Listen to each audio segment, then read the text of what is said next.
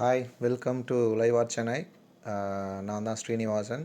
இன்றைக்கி வந்து actress சமந்தாவோட picture வரைய போகிறோம். நான் லெஃப்ட் ஹேண்ட் சைடில் அதை ஃபிக்ஸ் பண்ணிட்டேன் இந்த ஃப்ரேமில். ஸோ ரிமைனிங் ஸ்பேஸ் தான் இங்கே நம்ம ட்ராயிங் பண்ண போகிறது. ஸோ இந்த ஏரியாவில் தான் நம்ம ட்ராயிங் பண்ண போகிறோம். ஸோ இதில் என்ன ஒரு அட்வான்டேஜ்னால், நீங்கள் பிக்சர் ஆக்சுவல் சைஸில் நான் ஃபிக்ஸ் பண்ணியிருக்கேன், அதனால் ஈஸியாக இருக்கும். ஸோ எப்போவுமே நான் பார்த்தீங்கன்னா லெஃப்ட் ஹேண்ட் சைட்லேருந்து தான் ஸ்டார்ட் பண்ணுறேன். ஸோ அது வந்து உங்களுக்கு ஈஸியாக இருக்கும். அண்ட் இன்னொரு விஷயம் என்னென்னா, நீங்கள் ஸ்டார்ட் பண்ணுறது தான் உங்களுக்கு கீ பாயிண்ட். நம்ம ஏன் ஐலேருந்து ஸ்டார்ட் பண்ணுறோன்னா, ஃபேஸில் ரொம்ப முக்கியமான விஷயமே ஐ தான். ஸோ அதனால் ஐ கரெக்டாக வந்துச்சுன்னா மற்றது எல்லாமே ஈஸியாக நமக்கு கரெக்டாக வந்துடும். ஸோ அதை பேலன்ஸ் பண்ணி அதை கம்பேர் பண்ணி தான் மற்ற பார்ட் எல்லாமே நம்ம ட்ராயிங் பண்ணுறோன்றதுனால, இப்போ பார்த்தீங்கன்னா ஐ வந்து ஸ்ட்ரைட்டாக இல்லை, ஐ வந்து கொஞ்சம் ஹெட் சாஞ்சிருக்கிறதுனால கொஞ்சம் சாஞ்ச மாதிரி இருக்குது. ஸோ அதுக்கேற்ற மாதிரி நீங்கள் அந்த லைனை போட்டுட்டு, ஸோ அதை ஃபாலோ பண்ணி நெக்ஸ்ட் இப்போ அந்த கண்ணுக்கு மேலே இருக்கிற அந்த கண்ணோட லைனு, அது கீழே இருக்கிற லைனெல்லாம் வரைஞ்சிக்கோங்க.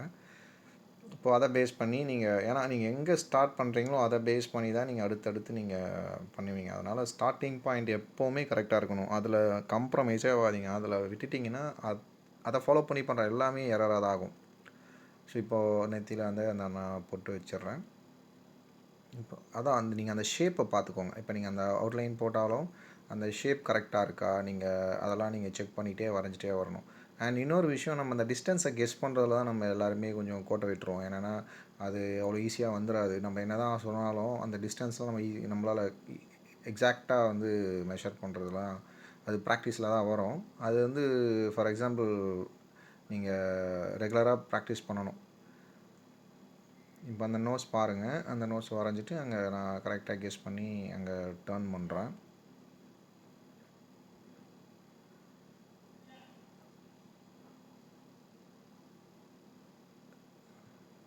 ஸோ இப்போ வந்து அந்த நோஸை ஃபிக்ஸ் பண்ணியாச்சு. இப்போ என்னென்னா, இப்போ நெக்ஸ்ட் அதை ஃபாலோ பண்ணி நீங்கள் அந்த நோஸோட லைனை வந்து ட்ராயிங் பண்ணுறீங்க. ஐ மீன் அந்த லிப்ஸ் கனெக்ட் ஆகிறது. இதுவுமே கூட ஆக்சுவலாக என்னென்னு பார்த்தீங்கன்னா, இது எக்ஸாக்டான லைன் கிடையாது. இது வந்து ஒரு ரஃப் லைன் தான். நான் டேரெக்டாக ஸ்டெட்லர்லேயே பண்ணுறேன். இதுக்கப்புறம் ஸ்டெட்லர்லேயே இப்போ கொஞ்சம் லைன்ஸ்லாம் ஸ்ட்ராங்காக போடாமல் கொஞ்சம் லைட்டாக போடுறேன். ஏன்னா நம்ம எரேஸ் பண்ணுற மாதிரி இருந்துச்சுன்னா அந்த லைன்ஸ் வந்து டிஸ்டர்ப் பண்ணும். அதனால் இந்த லைன்ஸ் எல்லாமே ரொம்ப ஸ்ட்ராங் லைன் கிடையாது. இது எல்லாமே கொஞ்சம் ரொம்ப ஈஸியாக எரேஸ் பண்ணால் ஈஸியாக போகிற மாதிரி தான் லைன் போட்டிருக்கேன்.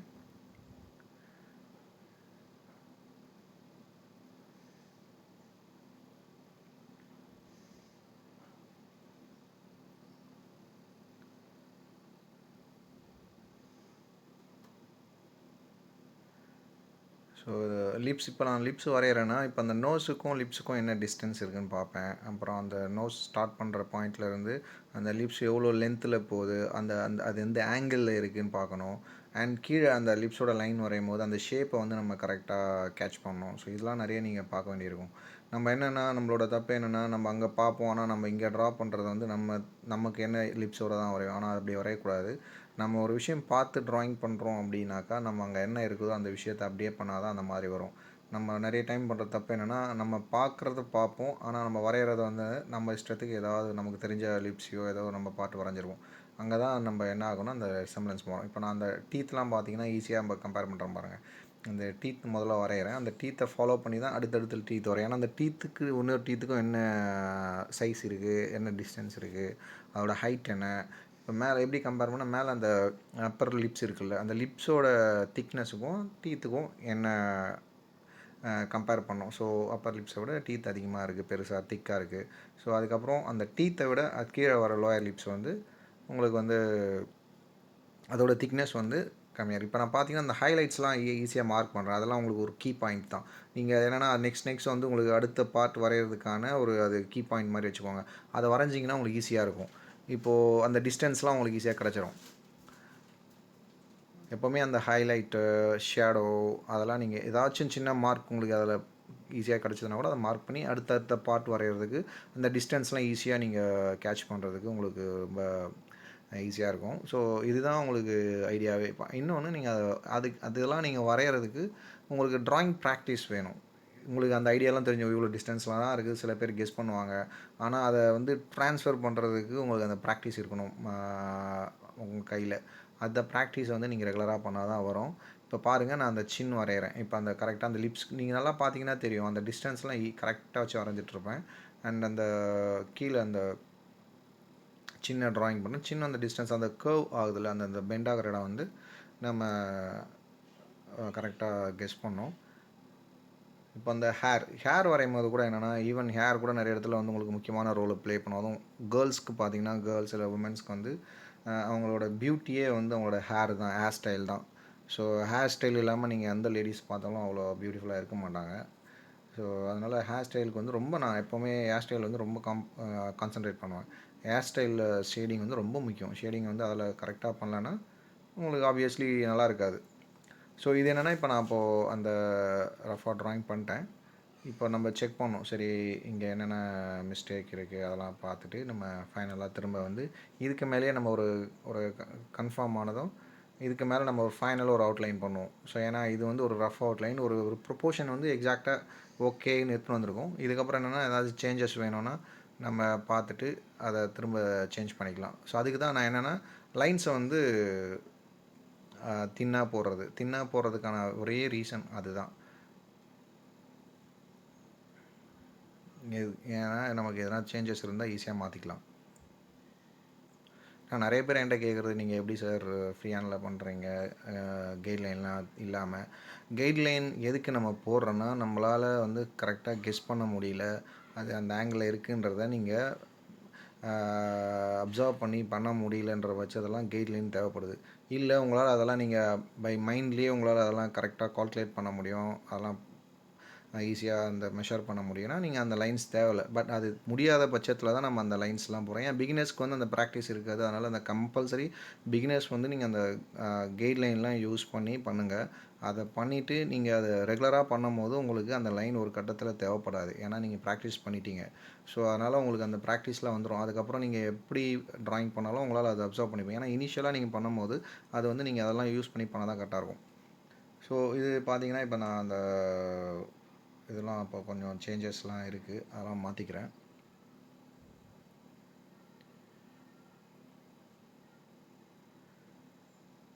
இதை சேஞ்சஸ் பண்ணிவிட்டு அதுக்கப்புறம் ஃபைனலாக ஒரு அவுட்லைன் பண்ணிவிட்டு இந்த அன்வான்ட் லைன்ஸ்லாம் நம்ம எரேஸ் பண்ணிடுவோம். இதெல்லாம் வந்து நீங்கள் இன்னொன்று வந்து ரொம்ப பொறுமை வேணுங்க. ட்ராயிங் பண்ணணுன்னா வந்துட்டு நம்ம ரொம்ப அப்படியே டக்கு டக்குன்னு வரைஞ்சிடணும் அப்படின்லாம் எய்ம் பண்ணி வரையாதீங்க. உங்களுக்கு அந்த ஸ்பீடும் சரி எல்லாமே வந்து ப்ராக்டிஸில் ஆட்டோமேட்டிக்காக வந்துடும். எடுத்ததுமே நம்ம ஸ்பீடாக பண்ணணும்லாம் நீங்கள் ஆசைப்படாதீங்க. நம்மளோட எக்ஸ்பெக்டேஷன் வந்து நல்லா பண்ணணும், நல்லா ட்ராயிங் பண்ணணும், அங்கே இருக்கிறத அப்படியே எக்ஸாக்டாக வரையணுன்றது தான் நம்மளோட ரோலாக இருக்கணும். ஸோ அது நீங்கள் எப்போவுமே வந்து ஸ்பீடாக வரைகிறாங்க, அவங்க பண்ணுறாங்க, ஃபாஸ்ட்டாக பண்ணணும்லாம் இல்லை. நீங்கள் அவுட்புட் ரொம்ப முக்கியம். அதனால் காம்ப்ரமைஸ் ஆகாமல் மேக்ஸிமம் எஃபர்ட் போட்டு நம்ம பண்ணலாம்.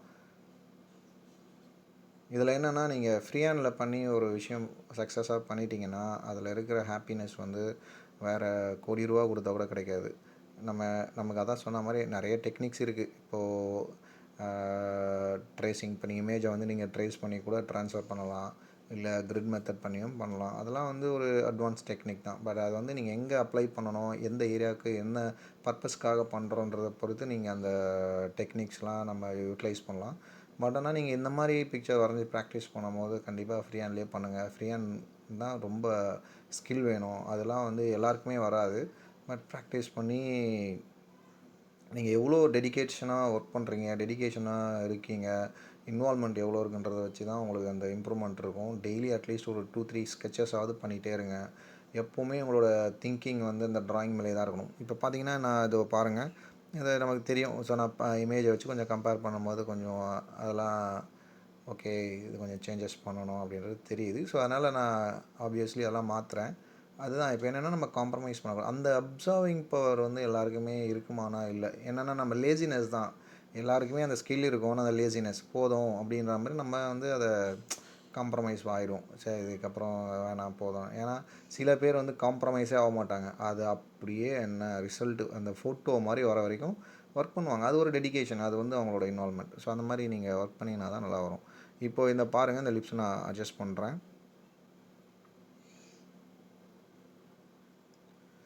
இப்போ இது ஆக்சுவலாக நான் இந்த இமேஜ் வந்து ஆக்சுவல் சைஸ் வச்சுருக்கேன், சரிங்களா? ஸோ அதனால் உங்களுக்கு கொஞ்சம் ஈஸியாக தான் இருக்கும் அந்த சைஸு, திக்னஸ்லாம் அண்ட் ஷேப்ஸ்லாம் பார்க்குறது, டிஸ்டன்ஸ்லாம் வந்து நீங்கள் அதை பார்த்து பார்த்து ஈஸியாக மெஷர் பண்ணிக்கலாம். நிறைய ஃப்ரீ ஹேண்டில் ஒர்க் பண்ணுங்கள், ஃப்ரீ ஹேண்ட் பண்ணிகிட்டே இருங்க. எதுவுமே வந்து முடியாதெல்லாம் கிடையாது, எல்லாருக்குமே நல்லா வரும். ஈவன் நான் கூட பிகினிங்கில் பண்ணும்போது எனக்கும் கஷ்டமாக தான் இருக்கும், எனக்கும் சரியாக வராது. ஆனால் நம்ம சரியாக வரலன்னு சொல்லிட்டு ஒரு விஷயத்தை ஸ்டாப் பண்ணிட்டு அடுத்த ஸ்டெப்புக்கு போயிடக்கூடாது. ஓகே, நமக்கு இதுக்கு வரல அப்படின்ட்டு வர வரைக்கும் ட்ரை பண்ணுங்கள். என்ன காசாக பணமா, நம்ம ப்ராக்டிஸ் தானே பண்ணுறோம். ஸோ அதனால் நீங்கள் என்ன தான் எவ்வளோ பெரிய மாஸ்டர்கிட்ட போய் கற்றுக்கிட்டாலும் நீங்கள் சொந்தமாக எஃபர்ட் போட்டால் தான் நீங்கள் அதை வந்து கரெக்டாக பண்ண முடியும். இதுக்கு வந்து இப்படி தான் பண்ணணும்னு சொல்லி கொடுக்குறது ஒரு 1/2 hour போதும். ஆனால் அதை நீங்கள் ப்ராக்டிக்கலாக பண்ணி அதை வந்து ரிசல்ட் எடுத்துகிட்டு வர்றதுக்கு அட்லீஸ்ட் ஒரு 2-3 மந்த்ஸாவது அதை ரெகுலராக ப்ராக்டிஸ் பண்ணால் தான் உங்களுக்கு அட்லீஸ்ட் உங்கள்கிட்ட ஒரு இம்ப்ரூவ்மெண்ட் தெரியும்.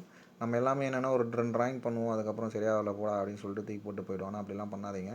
ஸோ என்னென்னா இது வந்து நீங்கள் ஒரு எப்படின்னா நீங்கள் எப்போவுமே ரெகுலர் ப்ராக்டிஸ்லேயே இருக்கணும். ஒன்றில் ஒரு 10 days விட்டுட்டிங்கன்னா கூட திருப்பி வந்து உங்களுக்கு கஷ்டமாக இருக்கும் வரைகிறதுக்கு. ஸோ அதனால் நீங்கள் அந்த ப்ராக்டிஸை மட்டும் விடவே கூடாது. ஏன்னா இது வந்து மைண்ட் அண்ட் ஹேண்ட் ப்ராக்டிஸை பொறுத்து. உங்கள் மைண்ட் வந்து கான்சன்ட்ரேட் பண்ணணும் அண்ட் ஆல்சோ உங்களை வந்து ஹேண்டும் வந்து உங்களுக்கு அது கோஆப்ரேட் பண்ணணும். ஸோ இது எல்லாமே நடக்கணும். ஸோ இதெல்லாம் நடந்தால் தான் பண்ணணும். இன்னொன்று வந்து பென்சில் கரெக்டாக இருக்கணும் அண்ட் பேப்பர் கரெக்டாக இருக்கணும், அந்த அட்மாஸ்பியர் லைட்டிங் கரெக்டாக இருக்கணும். அது எல்லாமே உங்களுக்கு கரெக்டாக இருந்தால் தான் நம்ம ப்ராப்பராக வரைய முடியும். இன்னொன்று வந்து நீங்கள் லோ லைட்டில் வரையாதீங்க. லோ லைட்டில் வரைஞ்சிங்கன்னா சீக்கிரம் கண்ணு போயிடும். ஸோ அதனால் பார்த்துக்குங்க.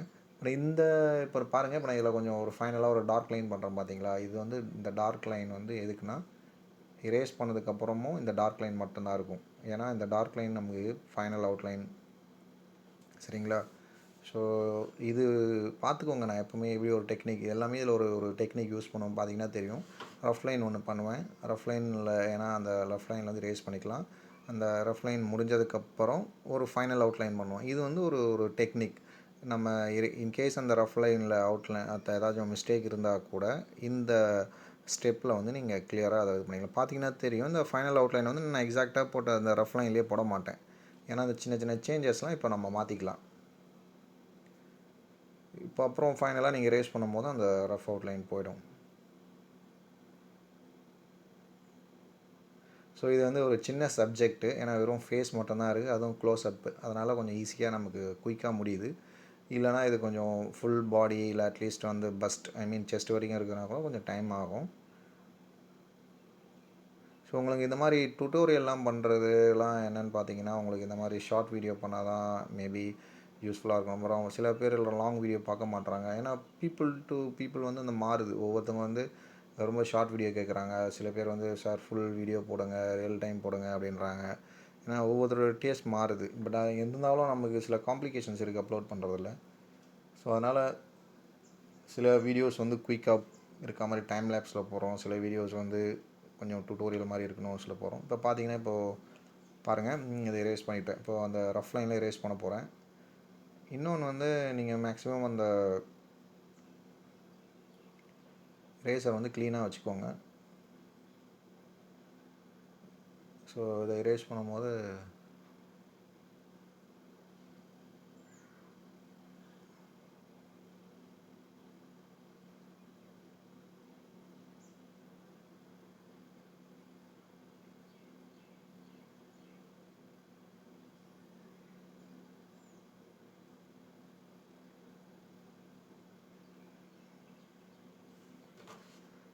ஓகே, இந்த வீடியோ உங்களுக்கு எல்லாருக்கும் பிடிச்சிருக்கும்னு நினைக்கிறேன்.